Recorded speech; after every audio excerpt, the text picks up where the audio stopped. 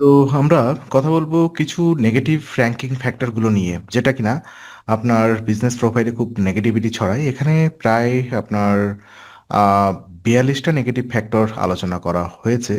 তো প্রথমত যেটা দেখেন সেটা হচ্ছে আপনার business mark as permanent close. তো এরকম ভুল কেউ করবেন না।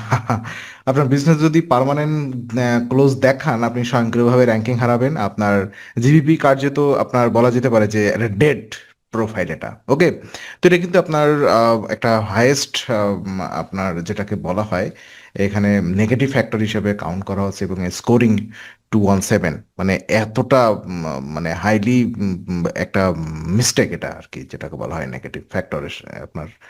দেন ইনকারেক্ট প্রাইমারি ক্যাটাগরি, সামাও যদি ভুল ক্যাটাগরি দেন, মানে আপনার বিজনেস তো সাসপেনশন হওয়ার সম্ভাবনা এখানে। প্রাইমারি ক্যাটাগরি যদি ঠিক না থাকে, মানে বেচতেছেন চাল ডাল, আপনি দিয়ে রাখছেন সেখানে মনে করেন যে জুয়েলারি শপ। মানে পুরো অবস্থা খারাপ হয়ে যাবে, র্যাঙ্কিং তো হবেই না। আর গুগল একটা সময় পরে আপনার অ্যাকাউন্টটা সাসপেন্ড করে দিবে। Presence of other profile in the same category at the same address, মানে সেম অ্যাড্রেসে যদি মাল্টিপল মানে একই অ্যাড্রেসে একই সার্ভিসের একাধিক ব্যবসা যদি গুগল, মানে আই মিন গুগল যদি এটা সন্দেহ করে, তাহলে আপনি কিন্তু সাসপেনশন হয়ে যাবেন। এটা কিন্তু খুব low numeric rating of Google review.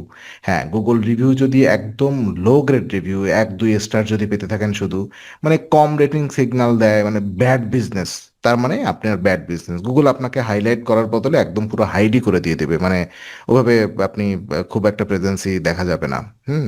Then business markets temporary close, মানে কি হয় যে আহ, মানে টেম্পোরারি ক্লোজ দেখালে কিন্তু র্যাঙ্কিং কমে, এবং অনেক সময় পুনরুদ্ধার একদম, আপনি আবার যদি অ্যাকাউন্ট পুনরায় অ্যাক্টিভ করতে চান, সেটা কিন্তু গুগল দিতে চায় না, আবার নতুন করে ভেরিফিকেশন চায়, ভেরিফিকেশনে ডিস্টার্ব করে অনেক সময়। Then incorrectly place map mark in GBP, এটা কি? মানে ইনকারেক্টলি প্লেস, মানে আপনার যদি ভুল জায়গায়, হ্যাঁ, মানে ল্যান্ডমার্ক যদি ভুল হলে গুগল ভাবে আপনার বিজনেস আনরিলায়েবল, অর্থাৎ র্যাঙ্কিং এখানে ড্রপ করবেই। দেন চলে আসছে site hacked presence, malware. Malware এটা আপনাকে প্রোটেক্ট করতে হবে আপনার সাইট ম্যালওয়্যার, অথবা এটা কিন্তু একটা র্যাঙ্কিং কিলার। তো গুগল আপনাকে আপনার মোটামুটি ব্ল্যাক লিস্টেও পাঠাতে পারে আপনার পুরো সাইটটা। ঠিক আছে। দেন ক্যাটাগরি কনফিউজিং, মানে কি হয় এখানে হচ্ছে ক্যাটাগরি কনফিউজিং এ আপনার, আচ্ছা, নো আওয়ার অফ অপারেশন এটা আলোচনা করা হয়নি, 8 নম্বর। তার মানে খোলা বা বন্ধ সময় না থাকলে গুগল আপনাকে ট্রাস্ট করে যে বিজনেস ইনঅ্যাক্টিভ বা ইনকমপ্লিট, ইনকমপ্লিট বিজনেস হিসেবে সেটা আপনার ভ্যালু পাবে না। দেন ক্যাটাগরি কনফিউজিং, অপ্রাসঙ্গিক ক্যাটাগরি যোগ করলে গুগল ভুল বোঝে আপনার র্যাঙ্কিং ডাউন করে দেয়। আই মিন শুধুমাত্র প্রাইমারি ক্যাটাগরি ঠিক করলে আপনি অযথা কতগুলো secondary category, I mean additional category add করে দিলেন, এটা কিন্তু খুব ডিস্টার্ব গুগলের জন্য। Absence of crawlable NAP on website, ও মোস্ট ইম্পর্টেন্ট ব্যাপার। এটা কি? ন্যাপ অর্থাৎ নাম, অ্যাড্রেস এবং ফোন নাম্বার যদি গুগল ক্রল করতে না পারে, আপনার লোকাল রিলেভেন্সি নষ্ট হয়ে যায়, right? Then negative sentiment in review, আপনার রিভিউর ভেতরে যদি নেগেটিভ কথাবার্তা থাকে, গুগল কিন্তু এটাকে খুবই ডিস্টার্ব করে দেয়। No showing address on GBP, গুগলে বিজনেস প্রোফাইলে যদি আপনি অ্যাড্রেস শো না করেন, এটা কিন্তু একটা ডিস্টার্ব। মানে অনেকেই ক্ষেত্রে যে হচ্ছে এটা হাইড করে রাখে, আমি এটা সবসময় ভিজিবল করে রাখার পক্ষে। আপনি ইন অফিস সার্ভিস দিচ্ছেন, ইটস ওকে, সেটা নিচে মেনশন করে দেবেন, আমার অফিসে আসার দরকার নেই। Then website URL forward to a different domain, মানে ওই যে ডিরেক্ট রিডিরেক্ট করে দেয় আলাদা ডোমেইনে আপনার ইউআরএল, মানে দেখতেছে একরকম, মানে দেখতেছে যে আইফোন মানে অ্যাপেল.com ক্লিক করলে চলে যাচ্ছে আপনার, মনে করেন যে শুরু করি .com, মানে কত বড় ধোঁকা। সো গুগল এটা পছন্দ করে না। দেন কি বলছে, 14 নম্বর, হ্যাঁ, absence of crawlable NAP on GBP landing page. It's mean যে ইউআরএল জিবিপিতে দিয়েছেন, সেখানে যদি ন্যাপ না থাকে, আপনার র্যাঙ্কিং ড্রপ করবে। দেন ন্যাপ অ্যাড্রেসের সাথে যদি মিসম্যাচ হয়, মানে জিবিপি ল্যান্ডিং পেজ যদি ঠিকানা না মেলে, গুগল আপনার ট্রাস্ট স্কোর এখানে কমে দেয়। Then PO box, virtual office অথবা ইউপিএস স্টোর অ্যাড্রেস, হ্যাঁ, ইটস মিন আপনার এটা address in PO box, it's mean হচ্ছে ফেক বা ভার্চুয়াল অ্যাড্রেস ব্যবহার করলে আপনার সাসপেনশন বা র্যাঙ্কিং লস হয়, স্বাভাবিক।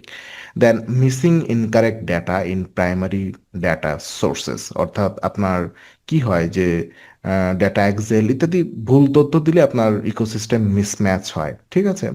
দেন same address phone number profile mark as permanent close, অর্থাৎ সেম এনএপি গ্রুপে যদি আমি ক্লোজড প্রোফাইল থাকলে আপনার মেইন লিস্ট আপনার লিস্টিং ও নেগেটিভ ইম্প্যাক্ট পায়।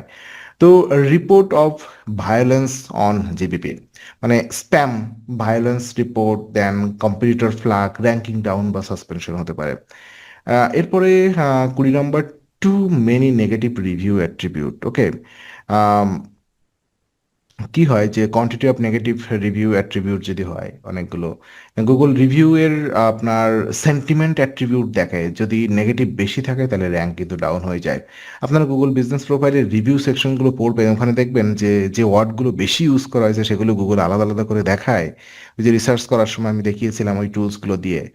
হ্যাঁ, সো বি কেয়ারফুল, ওখানে যদি বেশি নেগেটিভ ওয়ার্ড ইউজ করা হয় গুগল কিন্তু ওইগুলো দেখে দেখে পিক আপ করে যে এখানে নেগেটিভ টার্ম ইউজ করা হয়েছে।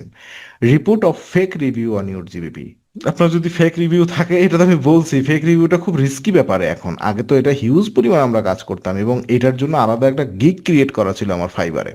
আমি যখন ফাইবারে স্ট্রংলি কাজ করতাম যে ফেক রিভিউ জেনারেট, মানে জাস্ট রিভিউ জেনারেট করে দিতাম আর কি। দেন রিপোর্ট অফ রিভিউ গেটিং, অর্থাৎ আপনার হচ্ছে রিভিউ গেটিং গুগলের গাইডলাইনের বিরুদ্ধে আপনার কট হলেই কিন্তু আপনি পেনাল্টি খাইবেন, মানে অ্যাকাউন্ট সাসপেনশন হয়ে যাবে, ঠিক আছে। সো এইভাবে আমি আর না বলি, এগুলো আপনারা একটু স্টাডি করে নেবেন। এগুলো আমরা এত কথা এতদিন কাজ শিখতে শিখতে বলে ফেলছি, এরকম প্রায় 42টার মতো নেগেটিভ ফ্যাক্টরস আছে। সো এগুলো আপনারা সবগুলো একটু স্টাডি করবেন, স্টাডি করলে বুঝতে পারবেন যে কোনটা করা উচিত কোনটা করা উচিত না।